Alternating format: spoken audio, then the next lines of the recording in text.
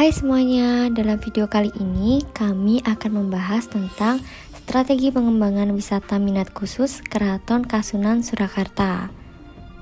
Nah, Keraton Kasunan Surakarta sendiri merupakan salah satu ikon dari kota Solo yang memiliki potensi wisata, terutama bagi wisatawan yang memiliki minat khusus dalam hal sejarah dan budaya.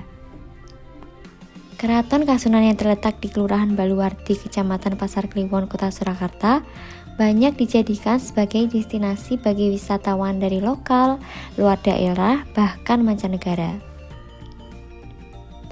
Berdasarkan survei penelitian pengunjung Keraton Kasunan Surakarta dalam 3 tahun, mulai dari tahun 2017 sampai 2019, menunjukkan adanya penurunan wisatawan.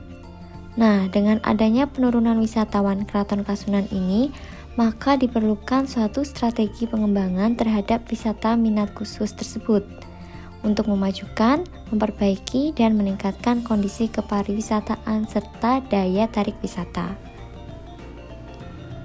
Nah, sebelum berbicara lebih lanjut tentang strategi pengembangan wisata minat khusus Keraton Kasunan Surakarta, kita akan membahas terlebih dahulu bagaimana potensi wisata yang dimiliki oleh Keraton Kasunan.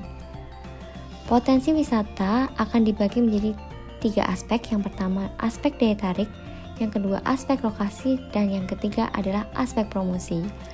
Nah, aspek daya tarik. Daya tarik dalam Keraton Kasunan Surakarta adalah daya tarik sejarah dan budaya yang meliputi bangunan keraton, museum suaka budaya, menara Sanggabuana, dan pendopo. Keraton Kasunan juga memiliki daya tarik warisan budaya seperti upacara adat, tarian sakral, dan tradisi sekaten. Nah, selanjutnya kita akan beranjak membahas tentang strategi pengembangan Keraton Kasunan Surakarta sebagai wisata minat khusus di kota Surakarta. Setidaknya terdapat 6 strategi pengembangan dalam kepariwisataan Keraton Surakarta, yakni yang pertama, dengan adanya pertumbuhan dan perkembangan ekonomi, maka perlu adanya upaya peningkatan serta pengembangan kualitas objek wisata. Yang kedua, peningkatan gerakan promosi wisata melalui peran kelompok yang sadar wisata. Yang ketiga, peningkatan kualitas sumber daya manusia dan sarana pelengkap dalam rangka untuk mengatasi kesadaran para pelaku seni dalam melestarikan kebudayaan yang merupakan bagian dari wisata. Yang keempat, peningkatan kesadaran pelaku seni dengan memaksimalkan pelaksanaan misi. Yang kelima, peningkatan kualitas sumber daya manusia dengan adanya kondisi politik yang lebih stabil.